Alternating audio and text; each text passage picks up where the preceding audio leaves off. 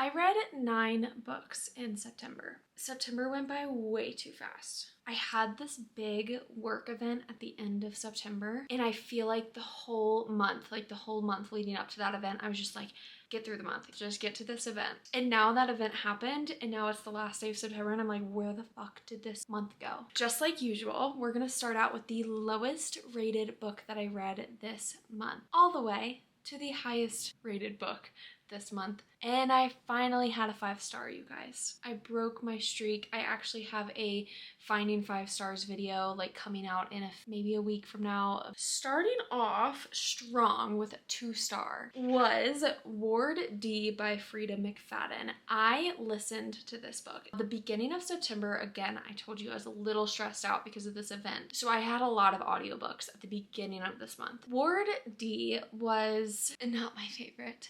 Now, I genuinely think if I read this book, like if I read it on Kindle or had the physical copy, it would have been a very different experience because I really didn't love the narrator. Now, I think book narrating, that's an art form. It is a talent.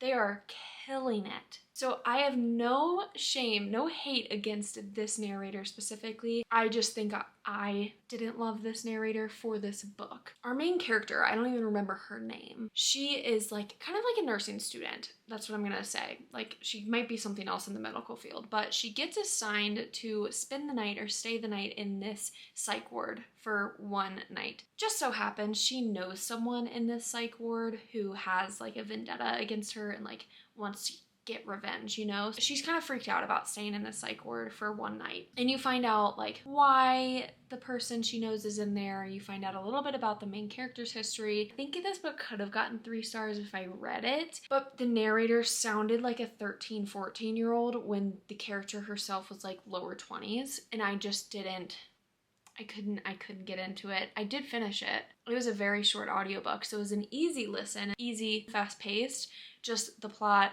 and then the voice on top of it. I didn't love it. But I've heard people like Frida McFadden, so I'm gonna give her another shot. I have a bowl of strawberries on. It was snack time, okay?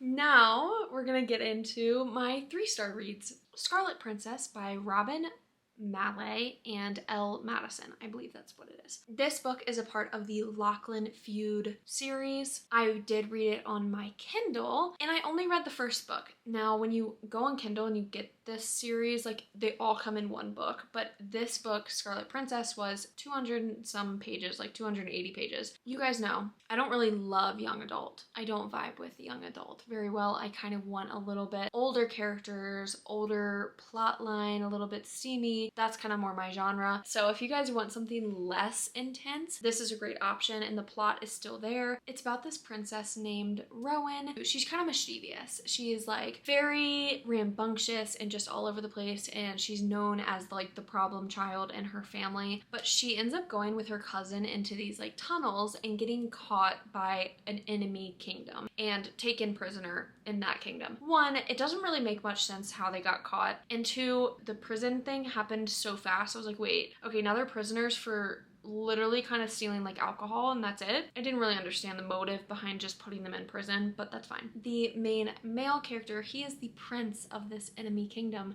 and they fall in love very fast, just so you guys know. It is insta love 1000%. Day 2, these guys are just in love. It was young, it was cute, it was a good like filler book. Like I don't think I'll pick up the other books. I think I'm done after this one, but it was what I needed at the moment, so it was fine. The next 3-star read was Strange the Dreamer by Laini Taylor. If I reread this book, I think I could rate it higher. I really enjoyed the last like 20%. I did listen to this book, by the way. The narrator, wonderful, loved him. I just didn't really grasp the first 80%. I did grasp it, that's the wrong way to say it. Like I understood what was going on, I just wasn't into it. It was a little bit slower paced. It was really deep on the character building. Like I would say the world building wasn't quite there. That's where I was kind of confused, because Weep, this lost city that our main character Laszlo is obsessed with, you really don't know much about, I mean, that's kind of the point. No one knows much about the city of Weep. He's a librarian. He's very into this lost city and like learning about it. So he knows everything about it. And I don't know, there are just some things about this book that I didn't love the first time around, but no doubt in my mind, I will read this again. Like, I absolutely will read this again. I loved some of the quotes. I loved the main female character. So great. Like, there were some really great scenes in this book. Just right now, the first time reading it through, I didn't love it as much as I thought everyone else said I would. Definitely want to reread this one to give it another shot, maybe read it, because listening to it was great, but I think reading it the next time through, I'll grasp it a little bit better and kind of like see the words, visualize it a little bit better. So 3 stars. Moving to 3.5 stars. I do have 2 3.5-star books. Let me grab one. Fall of Ruin and Wrath by Jennifer L. Armentrout. I'm a Jennifer Armentrout stan. I love her to death. I will buy any book she publishes. I mean, I have a full shelf dedicated to her, but Lord almighty, she is repetitive. For a good reason. I fucking love her books. Like, this book was fun. It was great. It was steamy, and like, this is her first, I feel like her first adult book, because the other ones are categorized as new adult. I think this was her first real adult book. Lord, I don't even remember what it's about. Her name is Liz. Like, if you've read From Blood and Ash, Liz reminds me so much of Poppy. And then Serafina from the From Blood and Ash series also reminds me of Poppy. So it's just like these 3 main characters, like Liz, Poppy, and Serafina, are the same character. Liz has this ability where she can touch people and she like knows when something's about to happen. She can kind of see visions. That's so Raven energy. That is her. Like, she can kind of like zones out and like sees the future for a second, and then, you know, that's about it. She has this intuition, so when she's like walking towards something dangerous, her intuition will be like, don't walk that way, and then she'll like survive because her intuition told her so. That's fun. It's different, but the personalities and the character traits just seems very, very similar to From Blood and Ash. I don't know, I just wanted something a little different. Love me some JLA. I do. She's just repetitive, so I don't know what else to say. Next 3.5-star read that I had, Unfortunately Yours by Tessa Bailey. I read Secretly Yours back in February when it released. This one came out a month or so ago. I thoroughly enjoyed this one. Not as much as Secretly Yours. I think I gave Secretly Yours 4 stars. This one's 3.5, not a big difference. I don't really like a grumpy female character. The main male character is ex-military, and she is the daughter of someone who owns a big wine. I was not about to say vineyard. Owns a big vineyard. It's a marriage of convenience. It's kind of like enemies to lovers, but more like frenemies to lovers, because they're like not really enemies. They say they are, but they're not. August is trying to own his own vineyard, but he's not doing such a great job at it. They get married so she can help him, but she can also not have access to her trust fund unless she's married. So both sides, the marriage of convenience, it's very convenient. And like, certain elements of this book were so stinking cute. I think it didn't get higher rating because I just was comparing it to the first book, and when I was reading this one, it just didn't give me that same feeling that I got with the other one. It was so good. Like, if you like Tessa Bailey and you like a little bit of, not a little bit of smut, if you like smut. On to the 4 stars, I read Life's Too Short by Abby Jimenez. I listened to this one. Abby Jimenez puts crack in her books. Like, this book is about Vanessa and Adrian. They are neighbors, and Vanessa is a YouTuber. She got famous for one reason. I don't really want to tell you guys much about this one because I just genuinely think you should read this. She is a YouTuber and he is a lawyer, I believe, or something in that. They meet because she is taking care of her sister's baby. One day, this baby will not stop crying, and he like knocks on her door and he's like, hey, I literally can't sleep because your baby won't shut up. And she's like, 1, it's not my baby. 2, what do you want me to do about it? It's a baby. He offers to help, and then they slowly just start to build this relationship together. It is a little bit of a slow burn.